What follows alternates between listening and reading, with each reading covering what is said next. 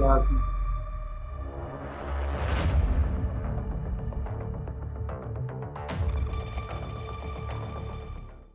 The February 25th electoral cycle translates into 24 years of uninterrupted electoral cycle, the longest in the history of Nigeria. It came with lots of optimism and expectation. In my own opinion, I would like to say that this election was the most anticipated election in the history of Nigeria. It came with lots of optimism amongst local and international observers that this election would come with more improvements than others. Hello everyone, my name is Emmanuel and I want to share my thoughts on what I feel about the Nigerian February 25th, 2023 presidential election. It is a critical time for our nation and these are the issues that needs our attention. Firstly, most of the contestants in the elections are too old. We have contenders who are 70 and 72 years old respectively. Hello, good day. My name is Dennis Ezechukwu Godwin. Now, following the outcome of the election, I would say that Nigeria still have a very long way to go in election matters. To be sincere with ourselves, February 25th every year supposed to be anniversary for this Nigeria. Every Nigerian knows say na February 25th, 2023, na him our big men for this country carry their lie, deceit and open thief, take so smelly clothes, wear am without shame. They waka for our country reach today. Today, I'm going to share my thoughts with you about the Nigerian 25th February 2023 presidential election. The former president of Nigeria, General Muhammadu Buhari, and the National INEC chairman promised us Nigerians a good, incredible, transparent, free and fair election, which turned out to be our worst nightmare. I'll be exploring the three prominent candidates, Mr. Peter Gregory Obi, Obedient of the Labour Party, Bola Ahmed Asiwaju Tinubu, Batified of the All Progressive Congress, Alhaji Atiku Abubakar, articulated of the People's Democratic Party. So what's an election?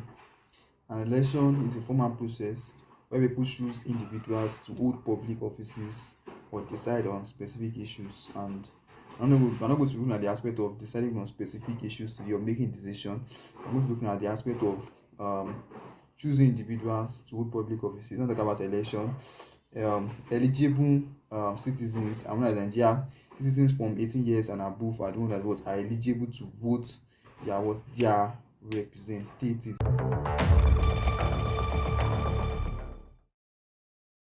It was an election that was so greatly anticipated by an average Nigerian with so much energy and hope that it's going to be the only vital avenue for salvaging the situation of the nation. Our president, they say there is nothing I can do. Oh. So me, there is nothing I can say.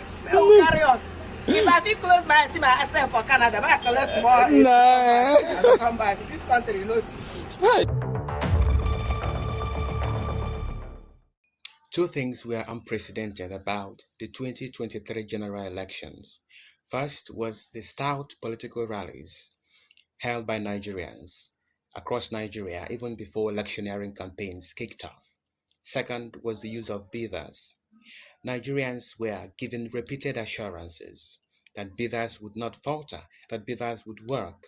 Unfortunately, all these were rendered completely useless when the electoral body intentionally refused or failed to transmit results online. This is the first DDM video competition. No glitches, no court cases, and definitely no human electoral empire. It is 100% transparent, free, fair, and credible. Why? Simple. Because the videos with the highest engagement on DDM YouTube, DDM Twitter, or DDM Facebook will win 100,000 naira each. That means good news. You can still participate in the competition and win the 100,000 naira.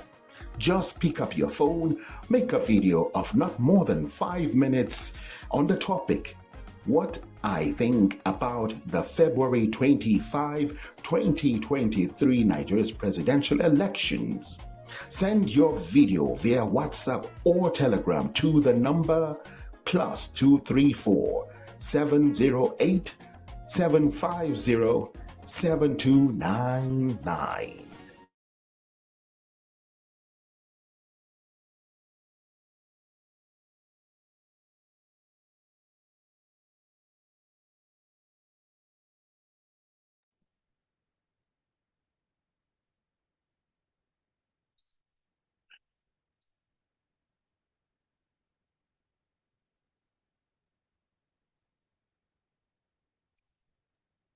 Hello.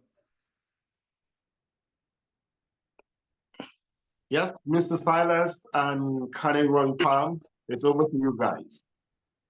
All right. A very good afternoon to you, and thank you so much for joining us on DDM, the Nigerian Diaspora Digital Media.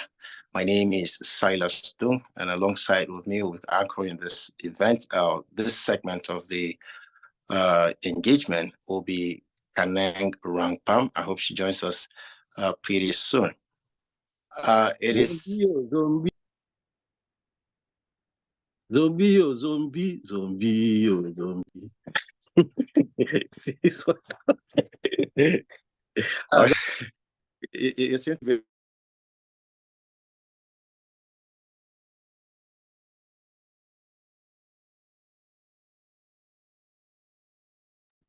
I don't get confused. I just give interlude. Silas, you need to unmute. Your mic is muted.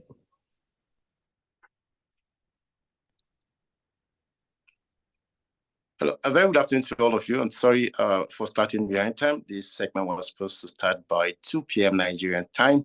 My name is Silas Dung. With me to anchor this segment of the engagement will be Kaneng Rangpam. I hope she joins us pretty soon. And I most welcome you all to the Nigerian Diaspora Digital Media, DDM. Today marks 1 year into the election, the 2023 general election that ushered in the present administration. And of course, it was more like a 3-horse race in the last general elections. We all know where that ended.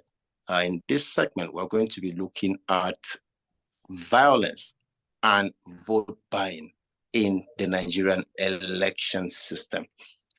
I once again welcome you. And now I can have that interlude if you don't mind. Can you hear me, please? Perfectly, we hear you. Yes, Okay. the one on Mahmoud, or which of them? The one on Professor Mahmoud. Okay.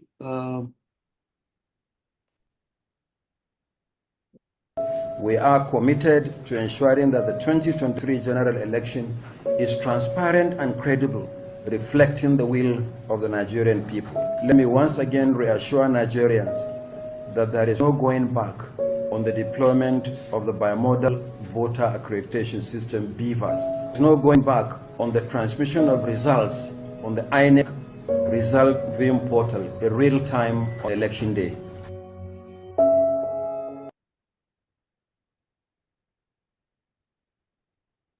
We are committed to ensuring that the 2023 general election is transparent and credible, reflecting the will of the Nigerian people. Let me once again reassure Nigerians that there is no going back on the deployment of the bimodal voter accreditation system, BVAS. There's no going back on the transmission of results on the INEC result viewing portal in real time on election day. Again about society, batification. Welcome back to the segment of the engagement. And to help us do justice to the topic, vote buying and election violence, I will be joined in this segment by Dr. Onyekachi Obiari, a renowned political analyst and social commentator with extensive experience in research and analysis of the Nigerian political and social issues. Joining me also this afternoon is Comrade Osagi Isaac Emmanuel, a dedicated human rights activist and an election observer with a proven track record of advocating for free and fair elections in Nigeria. I thank you both for joining us this afternoon, Dr. Emmanuel and Comrade Osagi.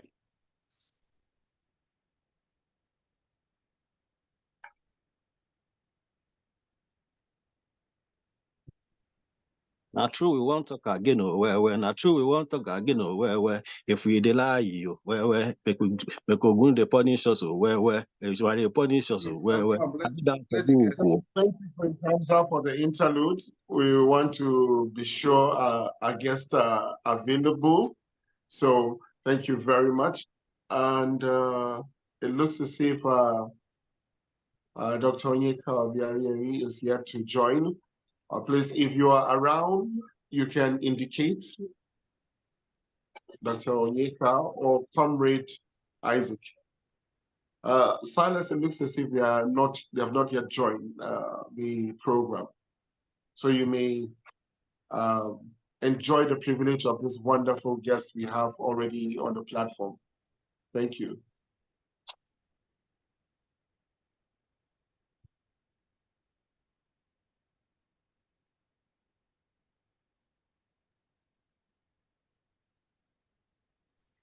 You're muted, Silas. Okay, so let me take advantage of the guests we already have in the house to do justice to the topic we have. Perhaps I'll start with you, Mr. I hope I get your name right. If you can hear me. Hello, can you hear me? Perfectly, we hear you. Yes, loud and clear. Is Comrade Chidi still on here? Yeah, Comrade Chidi is still on. Yes, he's around. Oh, okay, fine. So let's start with you. Of course, events that happened in the last 1 year, especially as regards the 2023 general elections, were such that Nigerians were optimistic, going by what we heard the INEC chairman, Professor Mahmoud Yakub, saying in that short video we watched a while ago. What would be your take so far, before we delve into the problems proper? What would be your take on the last general elections? Nigerians are optimistic, like we said, and there was this zeal to go out and participate in the process. And of course, that showed in the number of people or Nigerians who registered to vote, and the turnout too in the presidential election, was good, even though not up to 50% of the number of registrants came out to vote. But would you say that what we saw was a reflection of the hopes of Nigerians going into the poll in 2023?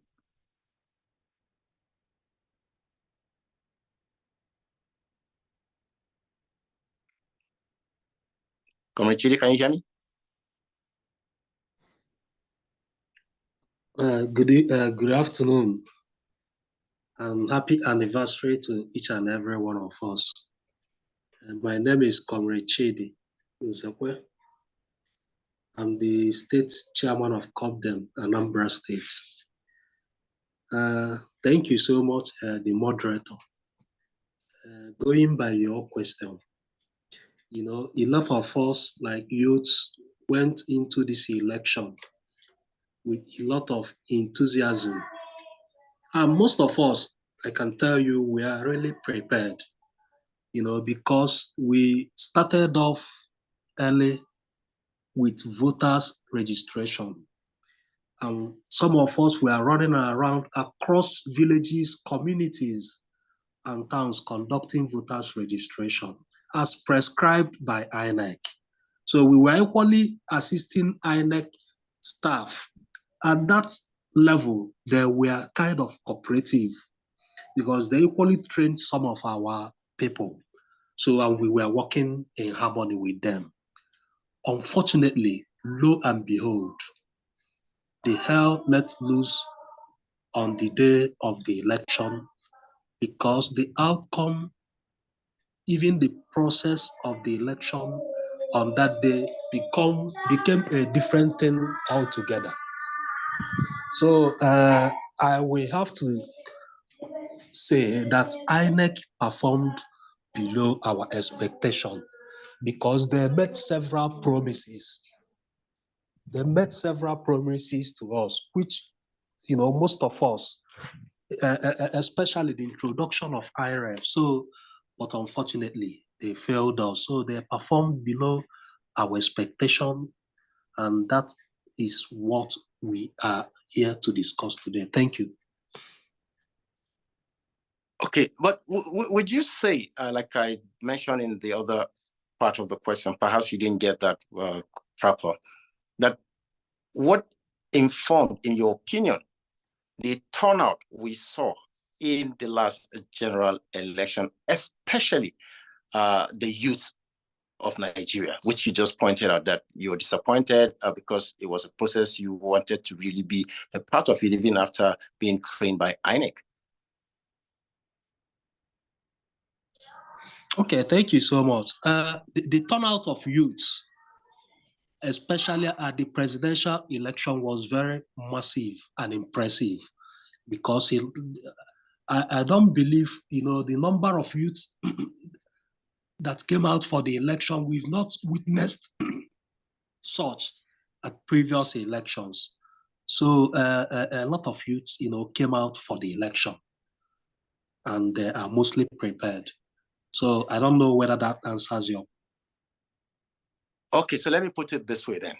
Would you say, now, this is the opinion of some people, but not necessarily mine, that we had a lot of youth participating in the last general election, especially the presidential election, because of the third force effect, talking about the Labour Party's candidate, to Peter Gregory Obi. Would you say that actually was a factor that influenced these young people to turn out en masse for the last general election?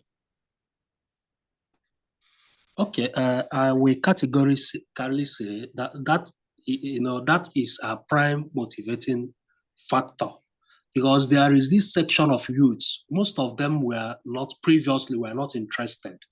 You don't even need to talk about politics.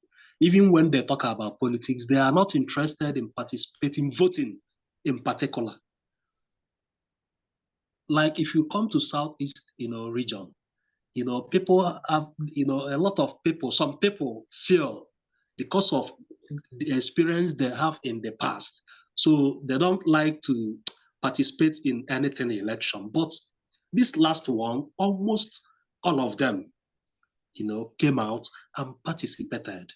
So it's the obedient movement or this candidacy of Mr. Peter Obi played a significant role.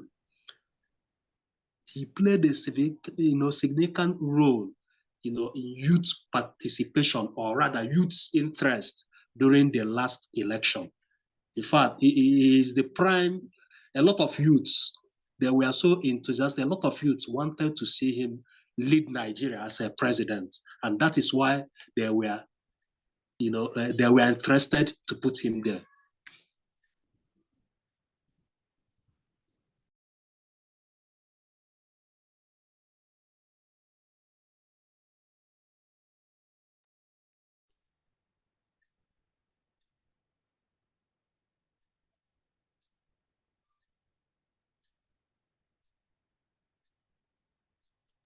You are muted, Mr. Silas. You're muted.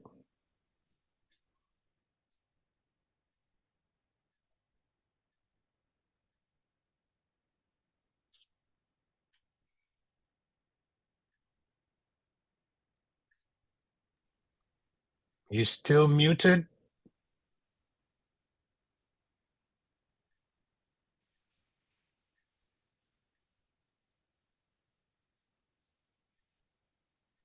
Hello? You need to unmute. We can't hear you. You need to unmute.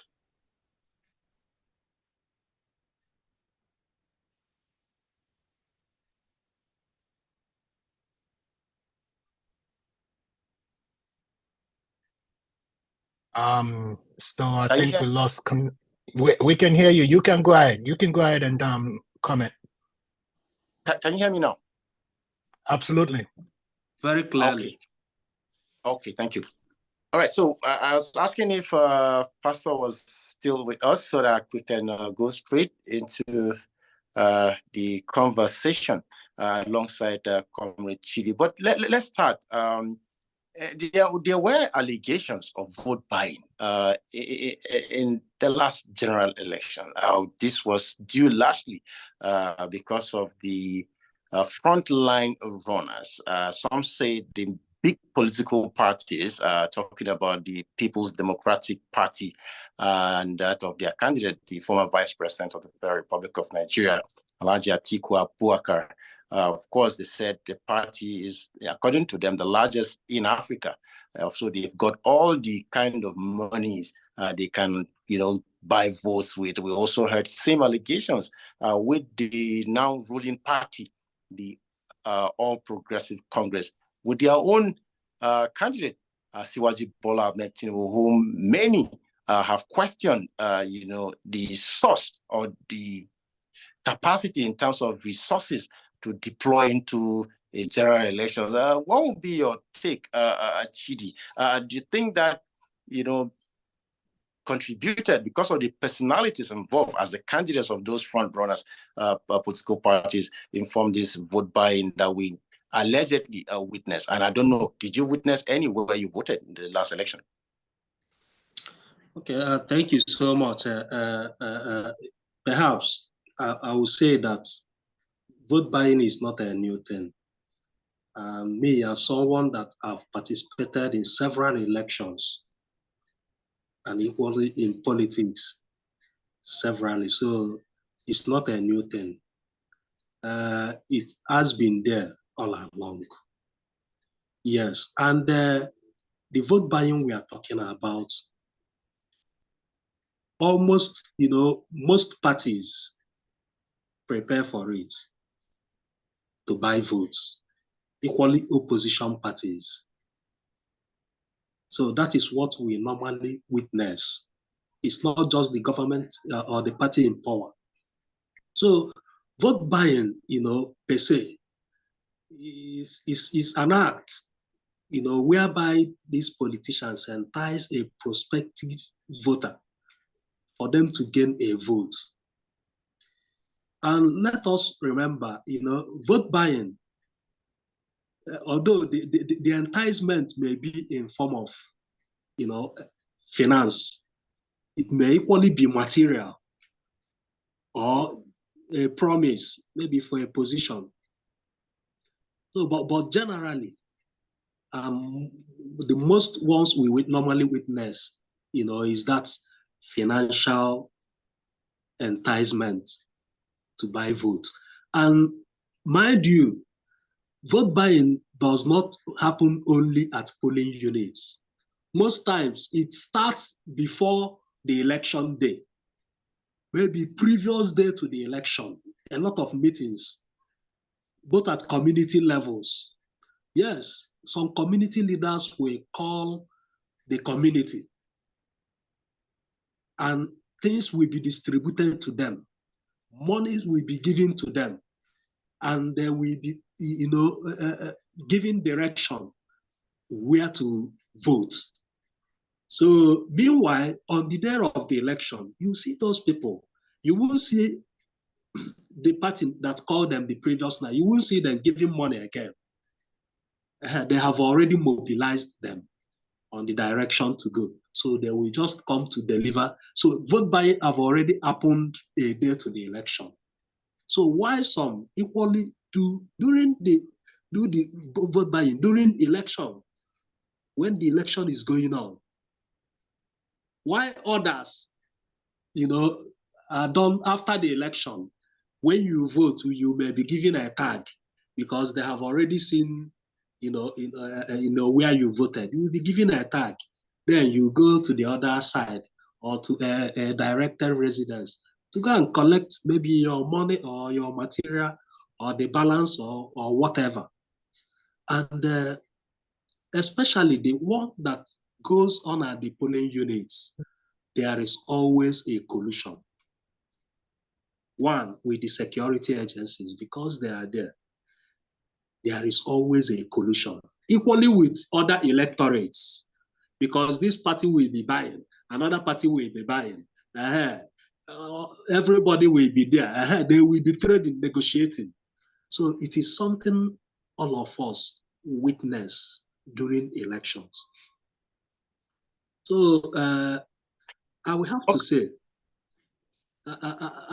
so let me just conclude on that aspect, because it's what politicians do. They check the one that is convenient for them, whether to use vote buying in this polling unit or to use election violence, depending the one that will be beneficial to them as a politician. Thank you.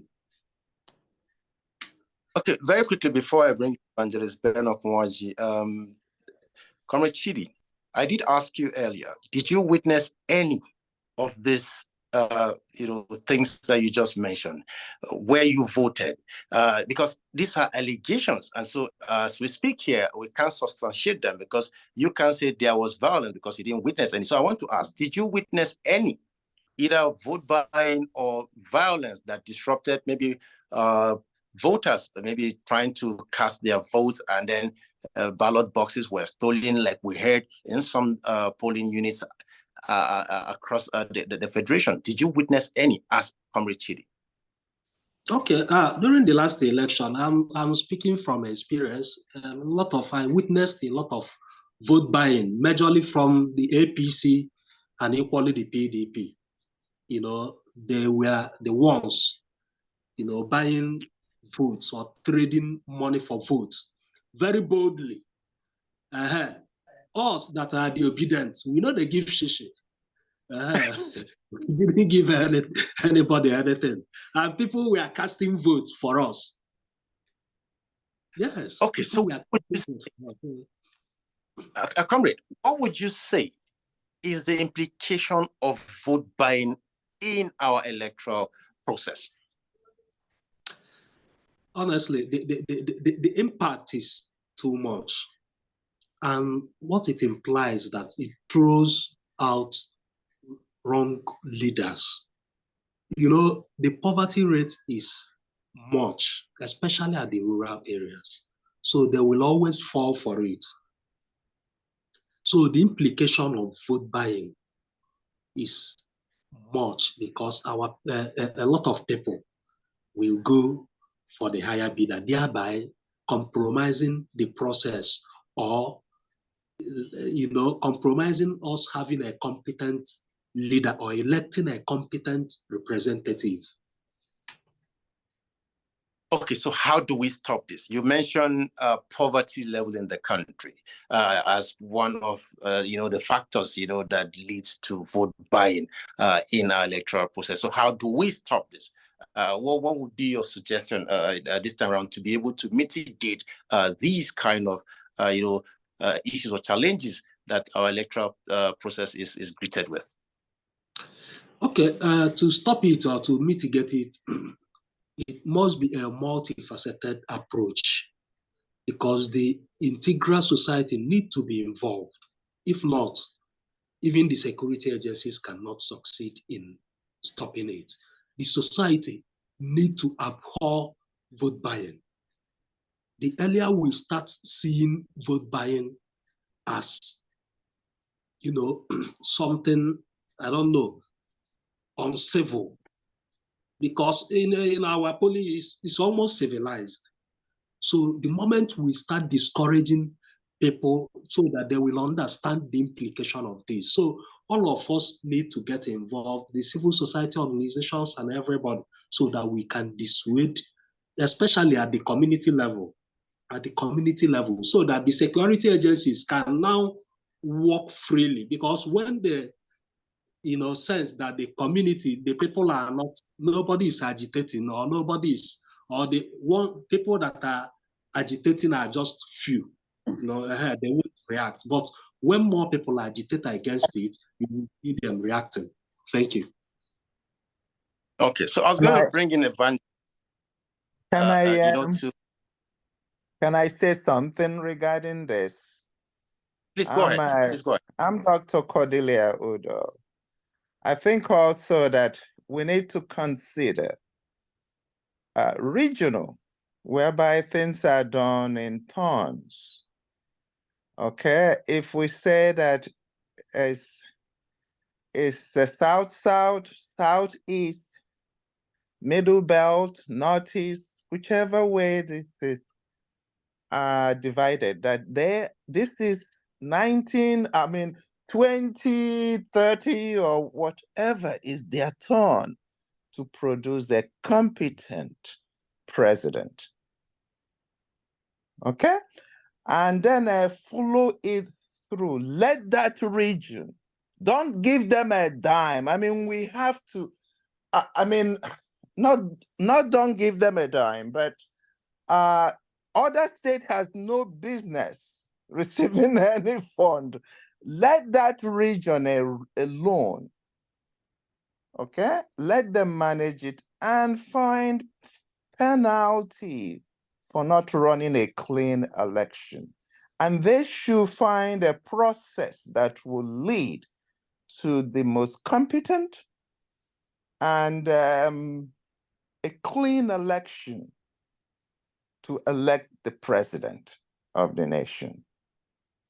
And they should be the one to show the nation that we have given you the best that we have in Southeast in a clean way. I think they have to look into this. All this, I don't know how you can police the whole nation. It's even better if we know where to go deploy the security agents, all the polling units, everything. And also, because I was hearing that this, not only that day, that it takes few days before to start buying this vote. Okay, they should start penalizing too. Penalizing where people go and collect money. You penalize the people giving, you penalize those accepting it. I tell them you'll be barred from voting. You inactivate their right to vote. You cannot vote for 3 years. And whoever is giving you that cannot be a polling agent for so many years, whoever the town, even if you know the town, tell them this local government you're banned from. But that will be when you have said this is the region that's supposed to give us the best, and leave that region to produce the best, the competent one. It is just too much money. Many people die for what should not be, for what should be an easy process.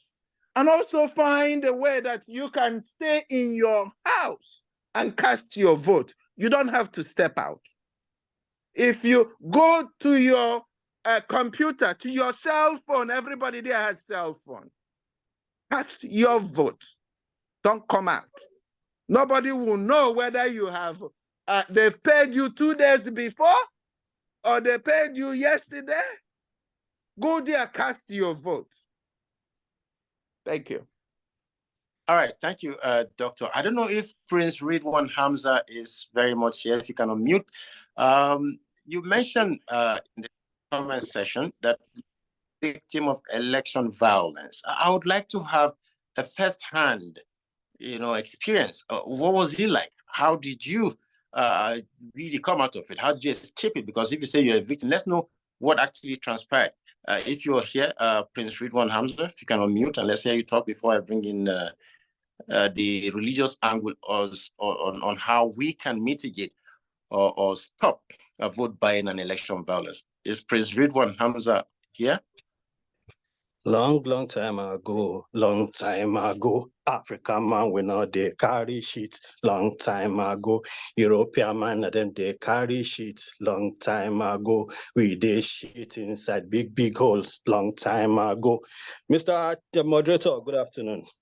My name is Prince Ridwan Hamza. When I came in with long time ago, what I am talking about is in 1993. When Nigerians had the June 12 election. Religion, tribe didn't matter. We went to the polls, voted for the person we thought was the best. And when that was when we truly had an independent electoral commission. So much so that the president, when he saw that he could not manipulate the umpire, he annulled the election. It was during the military junta of Ibrahim Babangida. So when people come online, I became an obedient, not just because Obi is an Igbo person, but because if you look at the credentials of all of them, incidentally, the three of them had held offices. I was in Lagos throughout Tinubu. Okay, let me not say throughout because I was actually in an institution. Tinubu's, what was it called? Governorship. Yes, governance as a governor in Lagos State. My father was a civil servant, so I know how he governed Lagos. And I know that he, with that mindset, cannot govern Nigeria. And of course, we all read and heard and saw what happened during Obasanjo's presidency between him and Atiku. So much so that the Ribadu that he brought almost arrested him. But because they didn't want the country to turn into something else, Obasanjo did not allow that arrest. But then he made everything known to everybody that this guy should not be trusted with that power. Not until Buhari came with his nepotism, which Tinubu has taken to another level at this point, that Obasanjo said, if this is what the person we thought was the best in Buhari could give us, then an Atiku would be a better candidate. That was why he supported him against Buhari for Buhari's second term. And if the likes of Obasanjo, who had seen it all, will come and tell you that even though all of them have claimed that I am their mentor, this one, talking about Obi, apart from what we have all seen and heard about Obi, Obasanjo came and said, this is his own candidate. If you want to save Nigeria, this is the person you should vote for. So I don't see any reason why any right-thinking, or I didn't see any reason why any right-thinking Nigerian would say that person with all of those records will become the president of Nigeria. No wonder where the state of our economy and currency, FX is today. So I am not in any way surprised. So the election violence. Okay. To the election violence. You see, Fela sang and said, if your conditions still they make you shake and you still do not talk the way you feel, make you open your ears very well to they hear the truth talk when they talk. Listen, make it they agree for me every day and night. They hear me talk. One day you self go agree with me to they act the way as you they feel. Remember, if you know act your own, one day of course we must die.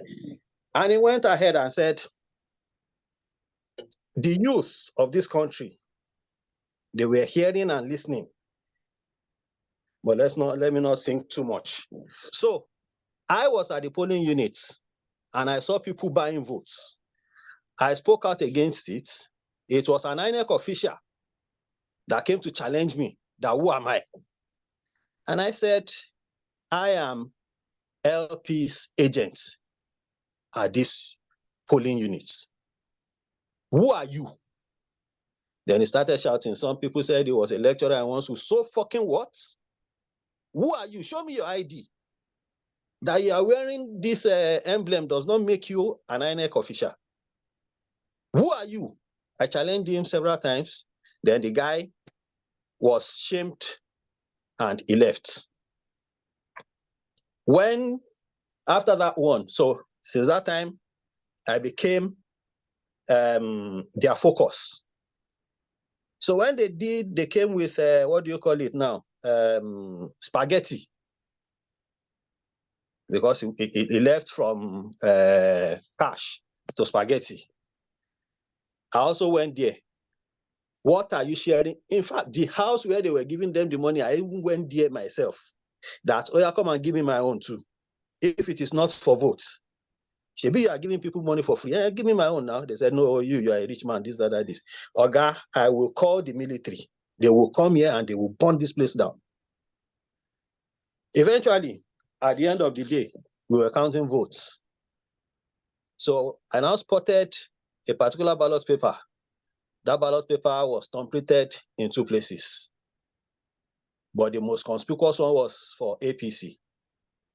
You have cancelled my own votes, my own ballots that, okay, this one was not properly completed, this one was not properly completed. Why would you not count this one? Suddenly, one of their thugs just said, sorry, since morning, he has been doing like that. He just went into the boot of his car, brought out a brand new cutlass, and said he was going to behead me. He actually charged towards me. He charged towards me, but I now pushed somebody.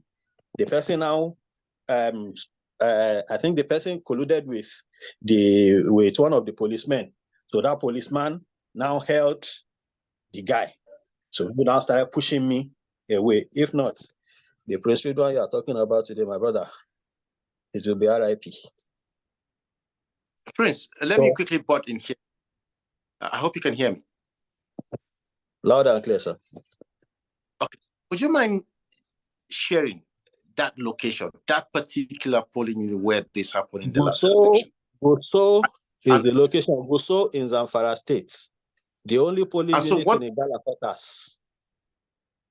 What were other voters, or say other, what you call them, party agents?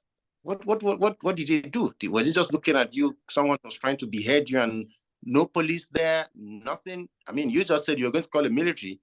So did you report that to the police while at that polling unit? The police I reported to, of course, they observed everything. Everything that happened was in the presence of the police. I think, immigration officer that was drafted as one of the military representatives or paramilitary. And of course, the civil defense. They were all there. So eventually, of course, because I have some people in the military, I brought in the military.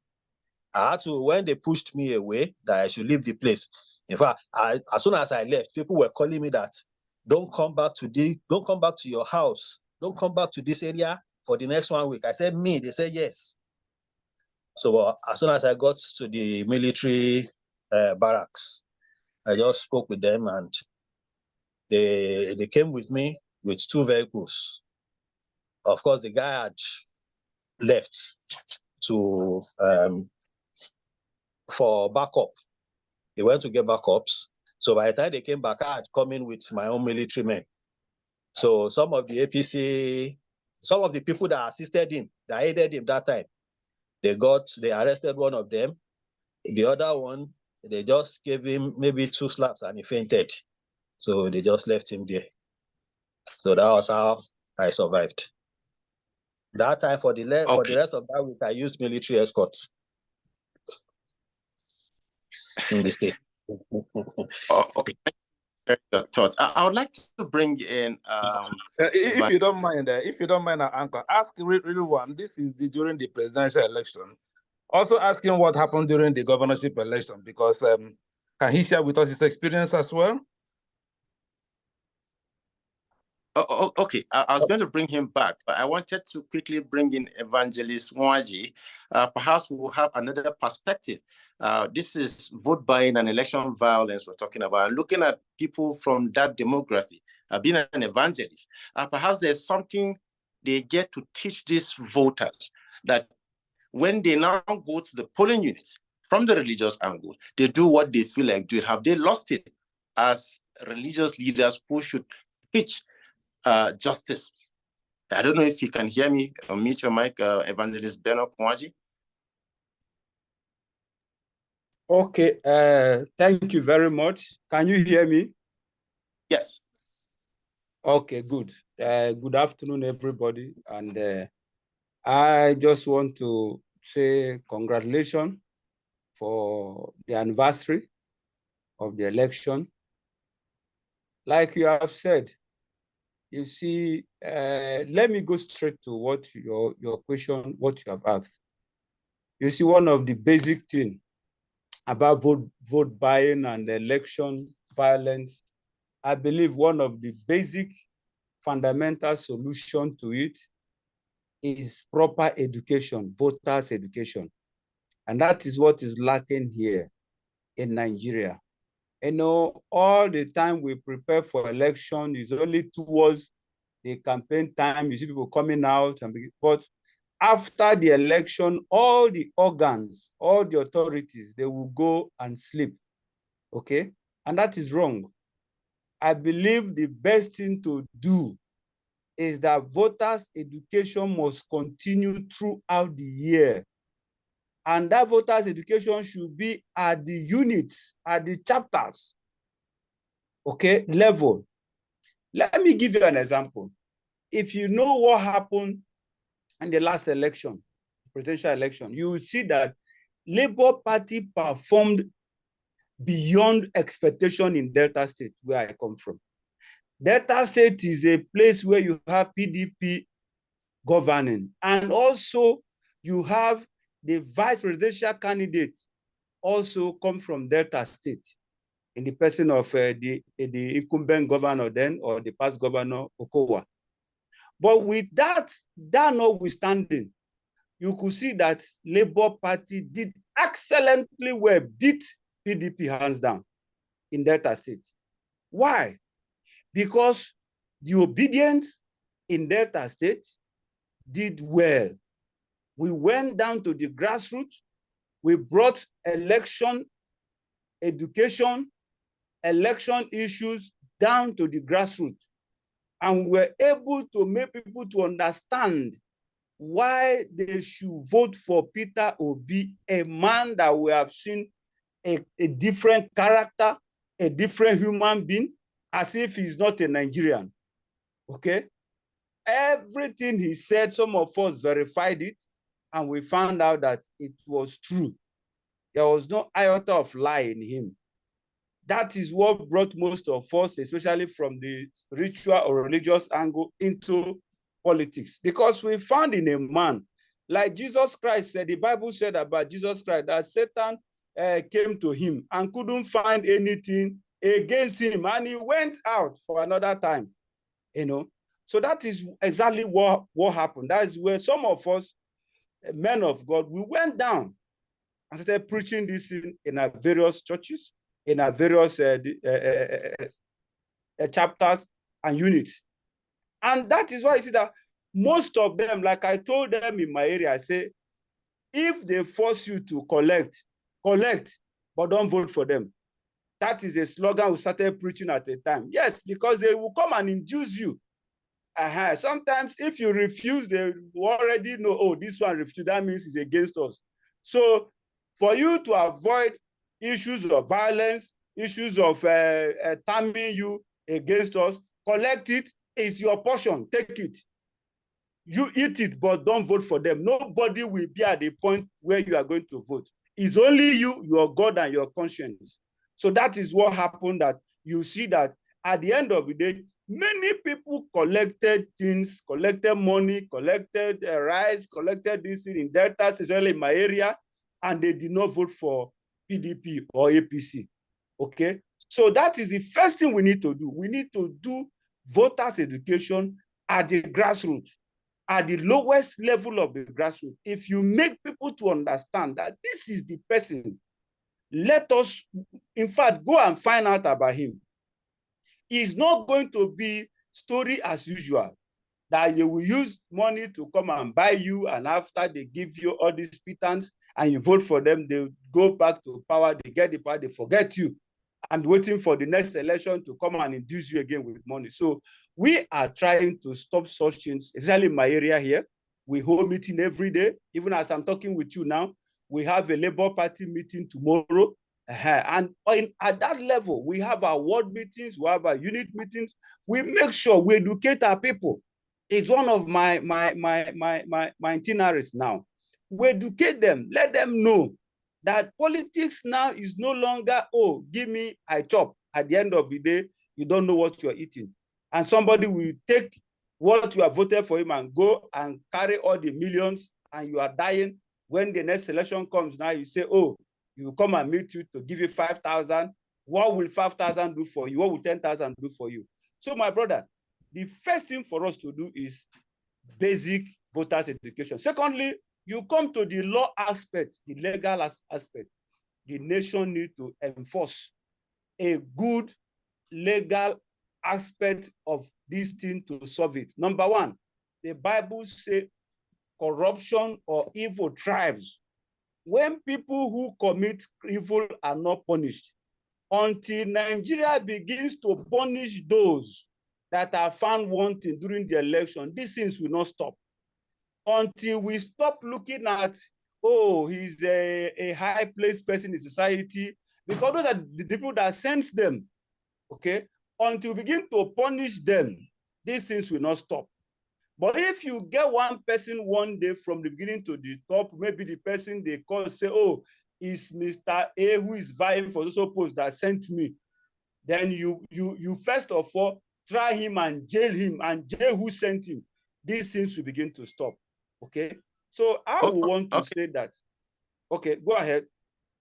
Okay, so of course, thank you for sharing your thoughts, and pardon me for butting in here immediately. I want to just ask you, would you say that Nigeria has made a significant progress in our electioneering process? I mean, looking at where we're coming from in 1999, last time we had an election, where a lot of Nigerians have come to say the 1993 election was perhaps one of the best elections ever conducted in Nigeria. We never had any until 1999. So looking at our journey to 2023, would you say we've made some significant progress? I mean, in making sure that our electoral process is getting somewhere that we can sit down someday and say, all right, so we've done very well. We can now begin to elect candidates, based on their credibility and not necessarily the money bags that we have in the system today. Like you pointed out, with the big political parties, of course, the Labour Party came into the general election as a third force. Would you say we've made some progress so far? Okay, my brother, I will answer you this question by telling you that if the powers that be, the demons that be in this nation, had allowed the last election result to happen the way it is, I would have said yes. We have moved a little bit further in progress. But let me tell you, after what happened last time, Nigeria has gone back In fact, I cannot quantify the level we have gone back. It's the same thing as our economy, okay? So because there is no way we can make progress, my brother, when we allow evil, we allow corruption to thrive in all aspects of our life, in all spheres of our dealings in this nation. There is no way we can make progress. You can't make progress with rot. You can't make progress with corruption. You can't make progress with evil. Darkness cannot bring progress. It's only light that can bring progress. Nigeria is full of darkness. The moment you want to see lights want to shine in this nation, the powers of darkness will come and overshadow and light will disappear. That is the problem. We can't see. Let me tell you the truth. The only thing the only way we can make progress is, first of all, asking ourselves one question, trying to settle the issue of our consciences, our conscience. There are a lot of people in this nation, their consciences are dead. So you can't make progress with such people. And they are the people occupying positions, powers, okay? Once these guys are there, there will be no progress because they don't know what is called progress. All they know is their own selfish interest, myopic interest, tribal, ethnic, regional interest. They don't care what happens to the generality of this nation. So our last election, with the result that came out of it, brought us backward in all our electionary system, brought us backward. That is all I can say. There's no progress in it. The same thing we have in our economy. Thank you very much. Thank you so much for this insightful angle to our electoral process. Yes, we're learning every day, but to say that we've gone back to the medieval age is what I will say no. Before now, in 1999, we didn't have the BVM to vote, the bimodal voter accreditation system to vote with. But so in 2023, we perfected what we saw in 2019. I'd like to bring Prince. I'm sorry, sir. Prince Sorry, sir. There's something I wanted, you mentioned here. You see, we have introduced all forms of technologies in our electioneering system. But let me ask you one question. Have they allowed it to work? These issues is what we should tackle. Yes, if we say technologically wise, we have introduced things, but the issue here, like I told you before, when people's conscience are snared, a technology cannot work because technologies are manipulated, are controlled by human beings and their consciences. Okay, so I agree with you. Yes, technologically we have introduced things, but have they worked? Have we used them to work? We are still talking about manual collation of results. Manipulation of manual collation is one of the first evil that happened to this election. We never allow technology to work, and that is the problem we have. Thank you very much. Okay, so let me quickly bring in Prince Hamza. Are you still here? I would like to take your own thoughts as we begin to wind up this segment of the conversation, so we can begin to profile solutions going forward. How do we stop vote buying and election violence in the system so we can begin to have credible elections like we see happen elsewhere across the world? Hamza, are you still here? The young Africans and get 2 ears for head, them get 2 eyes too. Them they see the same way they happen, them they hear them too. I know that here it was Anungu Moses and somebody that went to challenge INEC because Fela was not there to challenge this time around. So, having said that, so what the question Mr. Elumba was asking the other time, yes, it was during the presidential and gubernatorial elections. The attempt to slaughter me was during the gubernatorial, but the violence started during the presidential because the reason why they could not kill me at that time was because at the presidential period was because I did not stay at my polling unit. I was all over. I was here. If I hear anything as far as 30 kilometers, because I had my Labour Party, what was it called, card. Yes, to go anywhere. So the military men, they already knew my vehicle. So before the gubernatorial election, so throughout the presidential election day, anywhere I heard there was problem or there was intimidation or manipulation, I went there immediately. So I was also attacked somewhere at the polling unit of my secretary because she was she's a female. So I went there. He told me some things were happening, this, that, this. Immediately, we went there. When we got there, we saw that it was the APC and the PDP. They were taking turn to vote. If the APC votes, their agents stood in the booth, in the polling booth. When the voters come, they pay them whatever they are going to give them for gratification and thumb prints. So we now went there to challenge them. What are you doing there? That was the first place they attacked me. But because that place happens to be the family house the family house of my secretary, so it was a controlled scene over there. So, but then that was when this thing started. So, talking about way forward. Way forward as we wind up. Yes, you see, the way forward is just like I keep telling people that whatever Tinubu or whoever is in power feels about Emefiele or the immediate past governments, all these things that Emefiele is going through today is strictly because of it changed the color of the naira. Full stop. Okay, please, your final moments, please. Yes. In one minute, please. Can you just? Okay. Yes, that's what I'm trying to do. So, and the reason is because it was an attempt to stop or to control vote buying. Vote buying happens everywhere. Everybody knows what happened in America when this guy was to come to power, Biden.